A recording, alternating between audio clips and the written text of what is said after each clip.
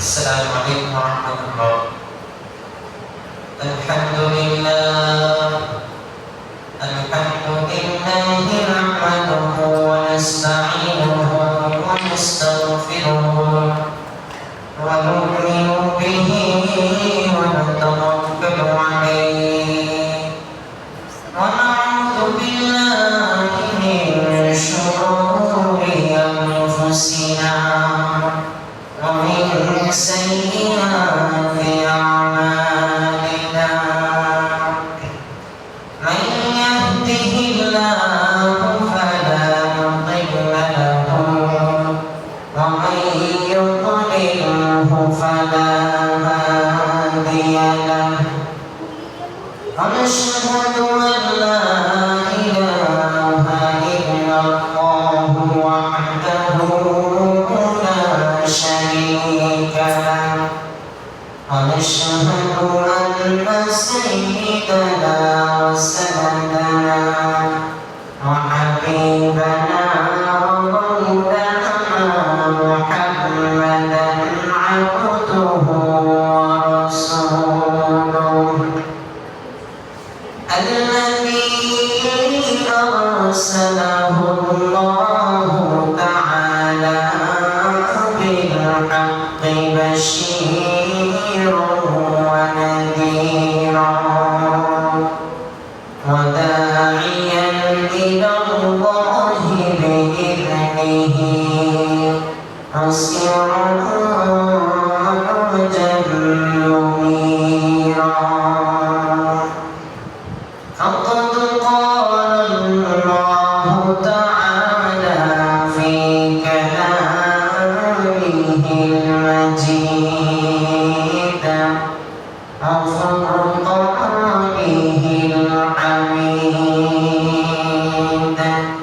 شكر أعوذ بالله من الشيطان الرجيم. بسم الله الرحمن الرحيم.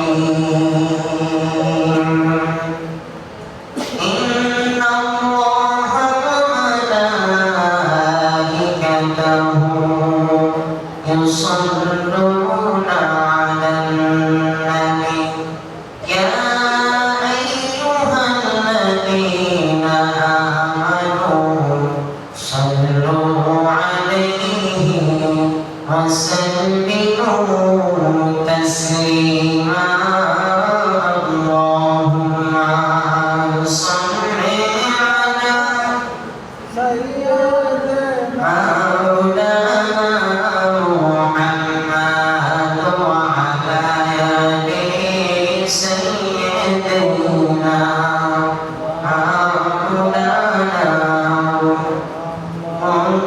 مولانا اللهم صل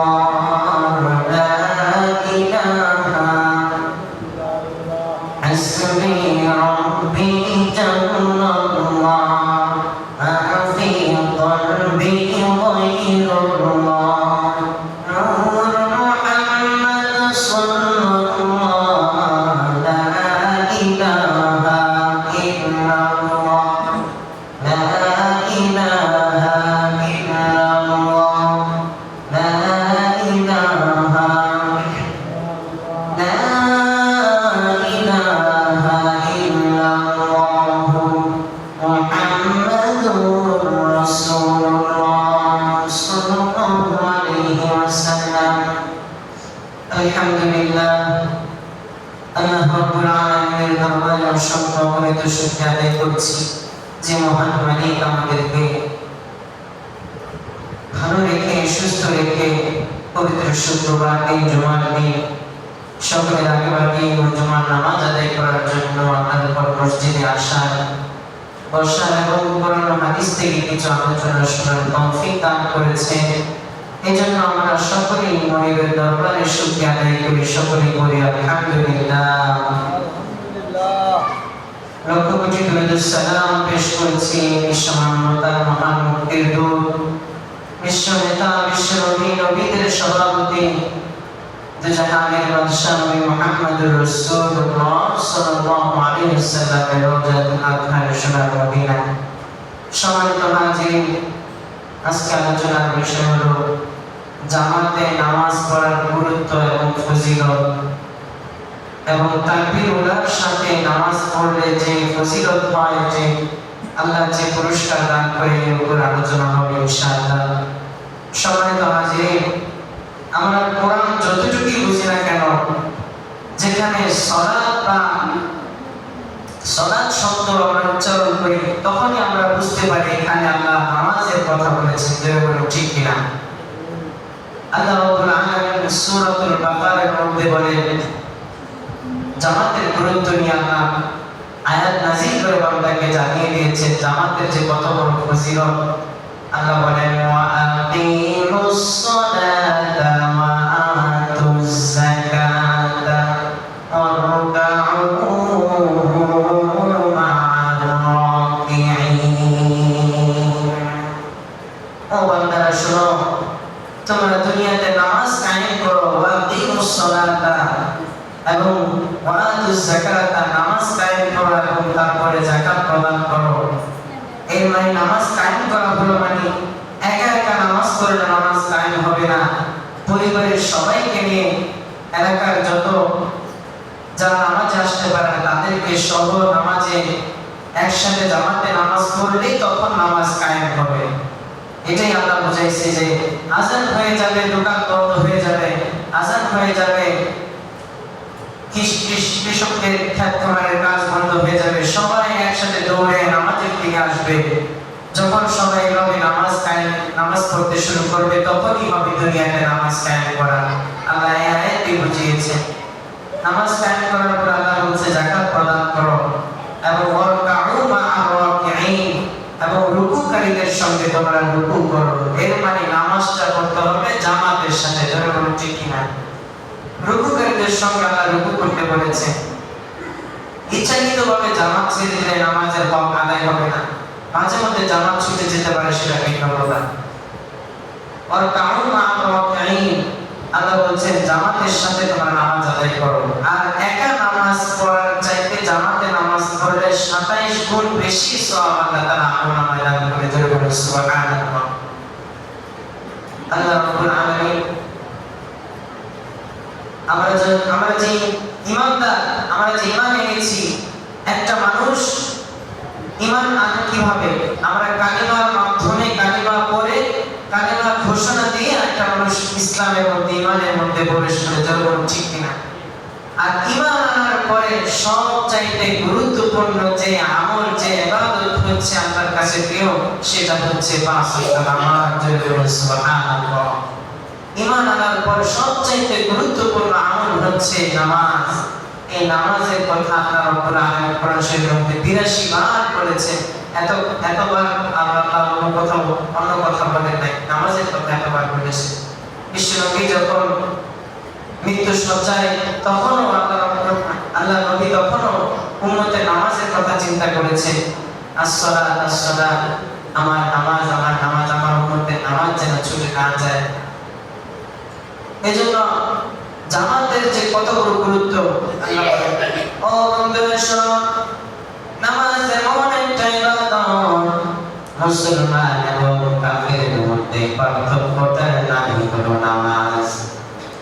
আর শুধু তাই নয়, নামাজ এমন একটা ইবাদত, যদি কোনো বান্দা জোহরের পূর্বে কালিমার ঘোষণা দিয়ে থাকে, এখন সে জীবনে কোনোদিন নামাজের কাছে আসে নাই, জোহরের পূর্বে সে কালিমার ঘোষণা দিয়েছে, এখন সে আর কুফরের মধ্যে নাই, ঈমান এনেছে, খাঁটি ইসলামের মধ্যে প্রবেশ করেছে, এখন সে আর কুফরের মধ্যে নাই।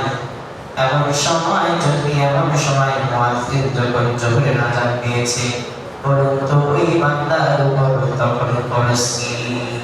ওই বান্দার উপর তখন আল্লাহ রাব্বুল আলামিন জোহরের 4 রাকাত ফরজ নামাজ তার উপর ফরজ করে দিয়েছেন। এত গুরুত্ব নামাজের। শুধু তাই নয়, আল্লাহ রাব্বুল আলামিন জামাতের গুরুত্ব এত একটা উদাহরণ দিয়ে আল্লাহ বুঝিয়েছেন। আল্লাহ বলছেন, ও বান্দারা, জামাতের এত গুরুত্ব, তোমরা যদি একটা সাগর সমুদ্র দিয়ে তোমরা পাড়ি দাও, আর হঠাৎ যদি ওই সমুদ্রের জাহাজটা যদি পানির নিচে তলিয়ে যায়, ডুবে যায়, যখন মানুষগুলি সমুদ্রে কামড়াতে থাকবে, সাঁতার কাটতে থাকবে, নিজের জীবন বাঁচাতে থাকবে, এমন সময় যদি সমুদ্রে তুমি যদি কোনো খুঁটি বা কোনো আশ্রয় আশ্রয় করার মতো যদি কিছু তুমি ঠাঁই পাও, আর এমন সময় যদি নামাজে রপ্ত হয়ে যায়, ওই মুহূর্তে আল্লাহ রাব্বুল আলামিন তোমার উপর ফরজ নামাজটা আদায় করতে বলেছেন। সুবহানাল্লাহ। এত গুরুত্ব নামাজের। যদি কোনো বান্দা সমুদ্রের মধ্যে কোনো কিছু আশ্রয় নিয়ে একটা খুঁটি যদি ধরতে পারে, ইশারার মাধ্যমে হলেও তাকে নামাজ আদায় করতে হবে।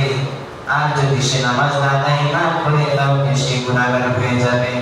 আর ইচ্ছাকৃতভাবে জামাত ছেড়ে দিলে সে কুফরি করলো, কবিরা গুনাহ হয়ে গেল। কবিরা গুনাহ খাঁটি তওবা ব্যতীত আল্লাহ মাফ করবেন না।